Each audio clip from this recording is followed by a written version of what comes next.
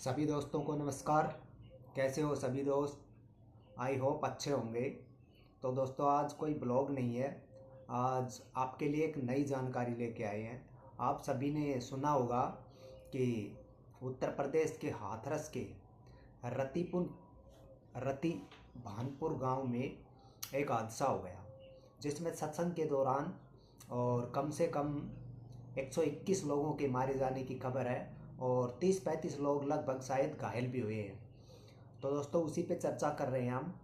तो इसमें जो बाबा है वो फरार हैं और आसपास के जो यूपी के और आसपास के जो लोग थे वही आते हैं सत्संगों में। तो आपको पता है, सबसे बड़ी गलती तो हमारी होती है कि हम लोग इस बात को नहीं समझते कि सत्संग में जाते हैं या कहीं जाते हैं हमारे दुख दूर होंगे, हमारा ये काम बनेगा, वो काम बनेगा। लेकिन ऐसा कुछ नहीं है दोस्तों, क्योंकि ये सिर्फ जो बाबा लोग होते हैं या जो भी होते हैं वो हमारे दिमाग को इस प्रकार से ब्रेन वॉश कर देते हैं कि हम उनकी तरफ खींचे चले जाते हैं। खैर, ये लोगों की अपनी अपनी एक धारणा है। हम किसी के जो भावनाएं उनको ठेस नहीं पहुंचाना चाहते। जिसका जैसा विश्वास हो वो वैसा करेगा। सत्संग में जाना है तो जाएगा और भगवान में विश्वास है तो चलो अच्छी बात है। लेकिन जो इतनी बड़ी घटना हो गई उसके लिए जिम्मेदार कौन है? क्या वो बाबा जिम्मेदार है या फिर वहाँ का प्रशासन जिम्मेदार है, पुलिस जिम्मेदार है? कौन जिम्मेदार है? या लोग जो मारे गए गरीब लोग, वे सब के सब गरीब लोग थे। क्योंकि ऐसे जो सत्संग वगैरह होते हैं उनमें लगभग गरीब जनता ज़्यादा जाती है। भाई मेरा ये दुख है, मेरा ये दुख है, मेरा ये परेशानी है, ये दूर होगी, ये दूर होगी। लेकिन सच्चाई ये होती है कि उससे कुछ होने वाला होता नहीं है, लेकिन फिर भी लोग जाते हैं। ये जो घटना है ये 2 जुलाई की है और दिन में लगभग 2 बजे हुई थी। और वहाँ पर ऐसा नहीं है कि बाबा ने जो सत्संग के लिए परमिशन नहीं ली थी, बाबा ने सत्संग के लिए परमिशन ली थी और परमिशन 80,000 लोगों की उनको मिली थी। लेकिन वहाँ 80,000 की बजाय कम से कम भी 2.5 से 2.5 लाख के पास बताए जा रहे हैं कि 2 से 2.5 लाख के आसपास वहाँ पे लोग पहुँचे थे। तो अब जाहिर सी बात है, गर्मी का मौसम है और वैसे भी उमस का मौसम है, बारिश भी होती है, गर्मी भी होती है। और इतने लोगों के लिए खाने का इंतज़ाम, पानी के इंतज़ाम, गर्मी का टाइम है, गर्मी में ना तो इतने लोगों के लिए हवा की व्यवस्था हो पाती है, ना ही इतने में पानी की व्यवस्था हो पाती है। तो भाई इससे क्या होगा, लोगों में अफरा तफरी मचेगी और भगदड़ भी मच सकती है। लेकिन यहाँ जो भगदड़ मची थी वो इस वजह से नहीं मची थी। यहाँ भगदड़ मचने का कारण था वो दूसरा था। लेकिन फिर भी हम ये बात कह रहे हैं, जब 2-2.5 लाख की जब कहीं पे आबादी जुटती है तो उनके लिए पर्याप्त साधन होने चाहिए, डॉक्टर्स भी होने चाहिए। क्योंकि इतनी ज़्यादा में कोई बीमार भी हो सकता है, कोई छोटी मोटी बीमारी भी हो सकती है, उल्टी हो सकते हैं, दस्त हो सकते हैं, कोई और परेशानी हो जाए तो डॉक्टर का भी होना ज़रूरी है। और वहाँ पर कम से कम ज़्यादा नहीं तो इतनी जनसंख्या के लिहाज से कम अगर 2 लाख आदमी है तो उनके हिसाब से कम नहीं तो कम से कम 10,000 पुलिस वाले उसकी सुरक्षा के लिए होने चाहिए थे। इतनी बड़ी घटना हो गई और प्रशासन ने जो है, जो बाबा थे उनके खिलाफ अभी तक कोई एफआईआर दर्ज नहीं की है। एफआईआर जो दर्ज की गई है वो उनके मुख्य जो सेवादार थे, जिनका नाम था वेद प्रकाश मधुकर, जो उनके मुख्य सेवादार हैं, उनका नाम से जो एफआईआर की गई है। और अन्य के खिलाफ जो है वो एफआईआर, बाबा के नाम से अभी एफआईआर दर्ज नहीं की है। और जो बाबा है वो खुद को बाबा साकार हरि के नाम से जो है जाने जाते थे और वो जगह जगह सत्संग करते थे। राजस्थान में करते थे और यूपी में भी कई जगह करते थे, बहुत सी जगह पे वो सत्संग करते थे। लेकिन जैसे ही कल ये मामला हुआ, इसके अंदर जो 121 लोग मारे गए, जो 35 लोग घायल हो गए और जब इतना बड़ा हादसा हो गया तो प्रशासन भी जो आनन फानन में अब बाबा के खिलाफ कार्रवाई तो की नहीं, लेकिन बाबा भाग गए, फरार हैं। दूसरी बात यह है कि प्रशासन ने देखा तो आज उस बाबा की कुंडली निकल के सामने आ रही है। ये जो है, अभी थोड़ी देर पहले मैंने न्यूज़ में भी देखा था और उसमें बता रहे थे कि जो बाबा थे वो पहले किसी सरकारी विभाग में काम करते थे और उन पर उस दौरान कुछ आरोप लगे थे, कुछ केसेज हुए थे, कुछ केस हुए थे जिनकी वजह से उनकी नौकरी छूट गई थी और उसके बाद वो बाबा बने थे। और ये बाबा नहीं होते हैं, ऐसे लोग बाबा होते नहीं हैं, बाबा हो ही नहीं सकते हैं। ना किसी से दीक्षा ली, ना कोई और, न इन्होंने कुछ बाबा की वेशभूषा है। ये सिर्फ वो लोग हैं जो धर्म की आड़ में पैसे कमाने के चक्कर में बाबा बने हुए हैं। खैर ये तो उनकी बाबा की बात थी, लेकिन उनके खिलाफ मुकदमा भी दर्ज नहीं हुआ। 121 इतने निर्दोष लोग मारे गए, घायल हो गए और बाबा फरार भी हो गए। बाबा रुके भी नहीं, किसी का यहाँ तक कि उन्होंने हालचाल तक नहीं पूछा। पूछना चाहिए था, तभी तो बाबा कहलाते। लेकिन वो तो भाग गए, फरार हो गए। क्यों? क्योंकि उनको पता है कि आगे अब क्या होगा।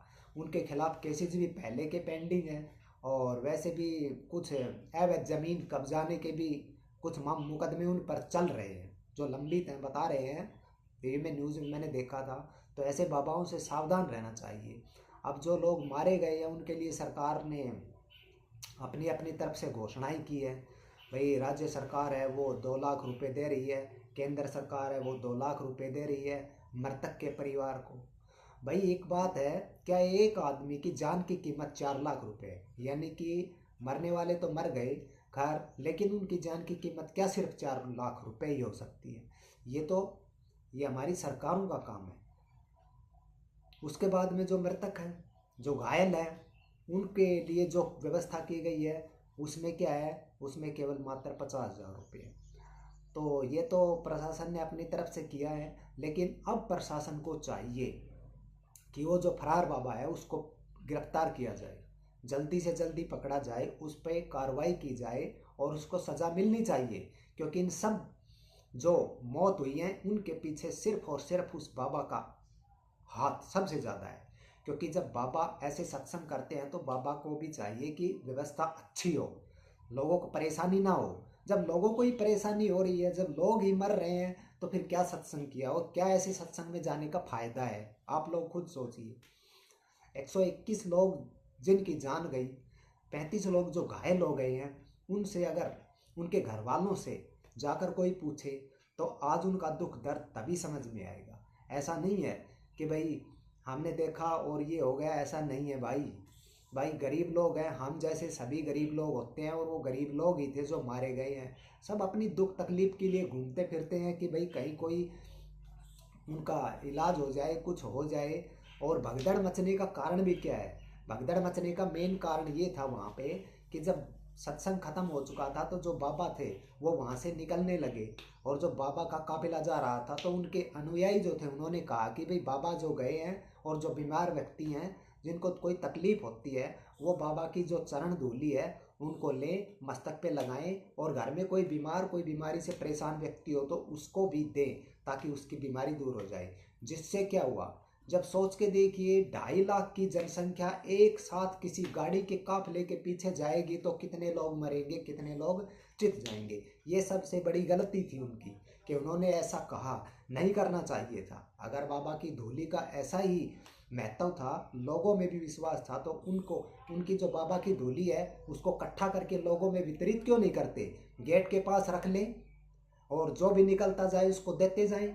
ऐसा व्यवस्था भी कर सकते थे। लेकिन जब बाबा निकलने लगे गेट से गाड़ी के पीछे, और जितनी भी जनसंख्या थी सब उसके पीछे गई और दौड़ने लगी, और उसमें क्या हुए, भगदड़ के अंदर बहुत से लोग जो गिर गए वो गिर गए और वो दब गए। लोग उनके ऊपर से भागते रहे, दौड़ते रहे, और वो वहीं पे दम तोड़ गए।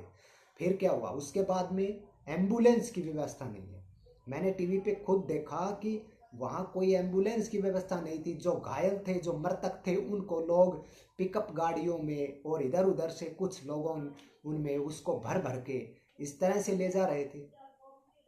अब वहाँ से हॉस्पिटल भी दूर है, नज़दीक के हॉस्पिटल में पहुँचे तो वहाँ डॉक्टर नहीं है। एक डॉक्टर है, एक डॉक्टर क्या 200-250 लोगों का इलाज कर सकता है क्या?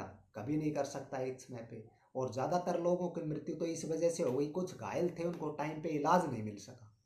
तो इस बात से हमें क्या सीख मिली?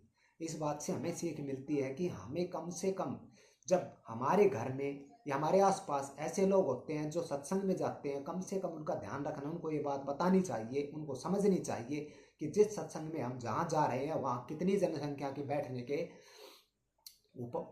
की जगह है, और वहाँ पीने के पानी की व्यवस्था है या नहीं भी है, वहाँ पर बाहर निकलने का रास्ता ठीक से है भी नहीं है।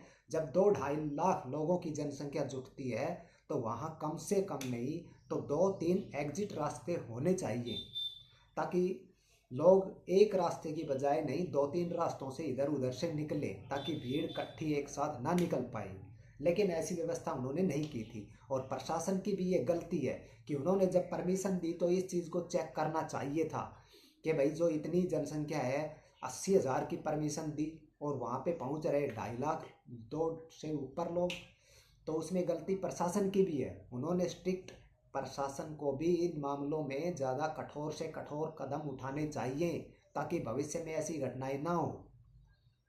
किसका क्या बिगड़ गया, प्रशासन का कुछ बिगड़ गया या किन्हीं और का बिगड़ गया, लेकिन जो निर्दोष लोग मारे गए बेचारे उनका क्या। तो ये प्रशासन की भी गलती है, बहुत बड़ी गलती। दूसरी प्रशासन की गलती है, बाबा के खिलाफ एफआईआर दर्ज नहीं की गई है। बाबा के खिलाफ एफआईआर दर्ज होनी चाहिए थी, सबसे पहले उन्हीं को जो है आरोपी बनाया जाना चाहिए था। पहले भी उनके खिलाफ जो मुकदमे हैं और अब ये एक और नया केस हो गया, तो ऐसा होना चाहिए था। लेकिन भविष्य में ऐसी समस्याएं ना हो, इसके लिए हमें ध्यान रखना चाहिए और ऐसे जो बाबा हैं उनसे हमें सावधान रहना चाहिए और हमें आसपास के लोगों को जागरूक भी करना चाहिए इस मामले में कि ऐसी जगह, वैसे भी जो ये इसी सत्संग की बात नहीं है, बहुत सी जगह की बात है जहाँ पे ज़्यादा भीड़ इकट्ठी होती है, वहाँ ऐसे हालात होते हैं। और कुछ जगह पर हालात संभल जाते हैं, काबू में हो जाते हैं, लेकिन कुछ जगह नहीं संभलते, तो इस तरह की जो घटनाएं हैं वो घटित होती है हमारे आसपास। और ये घटना इसी वजह से घटित हो गई और इन्हीं कारणों की ये घटना की देन है। तो हमें इन लोग सावधान होने की ज़रूरत है और अब सरकार को चाहिए कि उस बाबा को पकड़े, उसके अनुयायियों को पकड़े। एक तो बाबा ने अपनी खुद की एक फोर्स भी बना रखी है, सिक्योरिटी, जो उस बाबा को प्रोटेक्ट करती है और देखभाल का काम करती है। दूसरी बात, उनकी भी संख्या कम थी, उन्होंने भी कुछ नहीं किया, जो मर गए खप गए उनकी व्यवस्था बिल्कुल बेकार थी। अगर उनकी व्यवस्था अच्छी होती तो इस तरह की घटना नहीं होती। बाबा के पंडाल के अंदर वीडियो कहते हैं बनाने नहीं देते। क्यों नहीं देते? क्योंकि उनको पता होता है, बाबाओं को भी पता होता है और उनके जो अनुयायी होते हैं उनको भी पता होता है इस बात का कि हमारे यहाँ व्यवस्था कम है, लोग ज़्यादा होते हैं, अफरा तफरी होती है, हो सकती है। इसलिए वो पहले ही इन चीज़ों का ध्यान रखते हैं कि कोई आदमी वीडियो ना बनाए। और वैसे भी बाबा पे भी पहले गंभीर आरोप लगे हुए हैं। अब ये मैं नहीं कह रहा, ये न्यूज़ में दिखाया जा रहा है, सरेआम दिखाया जा रहा है। तो भाई अब बाबा को जल्दी से जल्दी पकड़े, सज़ा दिलाए। और 100 जो जितने लोग मरे हैं, 127 के करीब लोग मरे हैं और जो घायल हैं, तभी उनके साथ न्याय होगा जब इस बाबा को पकड़ के इसको सज़ा दिला दी जाए और आगे से ऐसी घटना ना हो। सरकार के इसके कठोर से कठोर कदम उठाने चाहिए।